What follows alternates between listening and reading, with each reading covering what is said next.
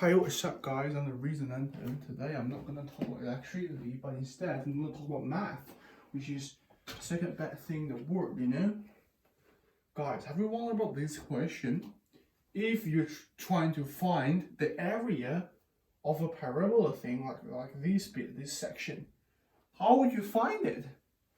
Yeah, let me tell you, you're going to use calculus, and the calculus divides into differentiation and integral. Today we're going to talk about integral, and then we'll talk about differentiation later, okay?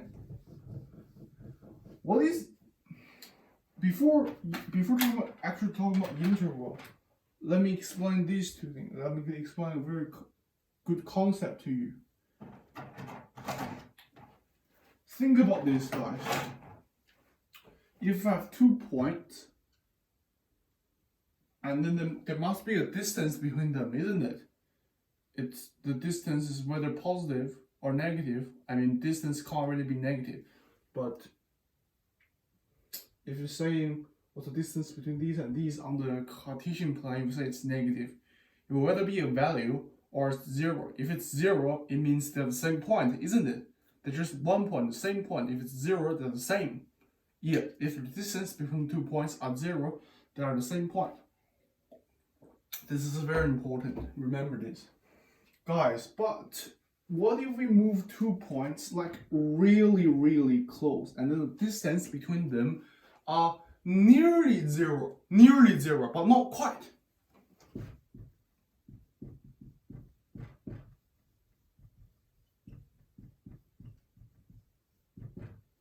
Nearly zero, but not quite. What's this value going to be called? Okay, let me tell you. This is called dx, which is the principle of calculus. Now, let's think about this, guys.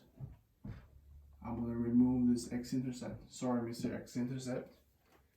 And then, if we have these 2 points, the distance of dx, and then these 2 points, the distance of dx, these 2 points, distance dx, distance dx, distance dx, and then we do like a little, join them together to the top. Then we get something similar to this, don't we? And guys, think of each of it. For each of it, it's like a trapezium, but not quite, you know. Let's say, look at this one. This side is curved, isn't it? It's curved. For trapezium, this bit should be straight. But guys, we gotta think about this. The gap is dx, and dx is a really small number, close to zero, but not quite. That means this curve basically just becomes a straight line. And also, it's not a trapezium anymore because it's too close. It can actually be identified as a rectangle. And guys, we have infinite amount of rectangles. Rectangle. If we find the area of each rectangle and add them up, won't we just get the area of this shaded thing? Yeah. That is the geometric meaning of integral. Let's think about this, guys.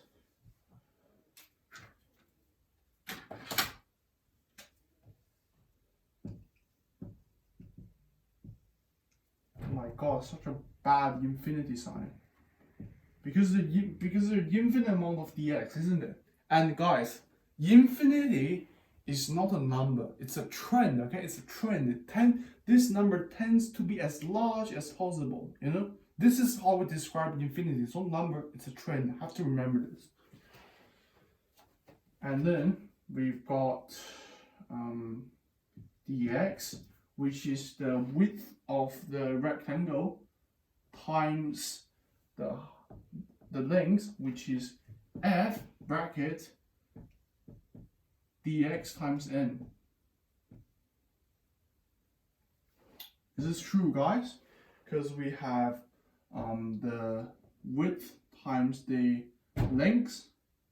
Because guys, think about this. This is like arithmetic sequence, okay? This is dx, this is 2dx, 3dx, 5dx, 6dx, 7dx, 8dx, 9dx, 10dx. This is, and then you start it in for the x value. That's just for the x value. It's not the entire thing. You have the f there. This means function. Find the y value. This means find the y value when x equals to this on that particular function. Okay. So we got width times length, which is the area, and then you add all of them up, which gives you the area of this shaded area. Guys, this is just for description, okay? It's not that accurate. I know it's not that accurate. This is just helping you to understand what the basic concept and how does it work. This helps you to know how this integral works. And then we don't write these. We write these. We're writing this formula.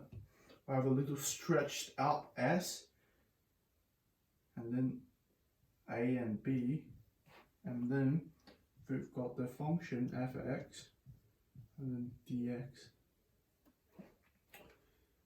What basically this is saying, this is the integral. This is the integration formula, and then a means the upper limit. Do you call it limit? I'm not sure. Upper limit, and then b is the lower limit, which means it's actually this. What this whole chunk means is finding the area that the function is forming with the x-axis within that particular domain. So this is saying between a and b, assume this point is a, this point is b. Between a and b, find the area that the function f(x) is forming with the axis, which is this area. And then in this case, because the two x-intercepts are 1 and 4, which we can sub it in.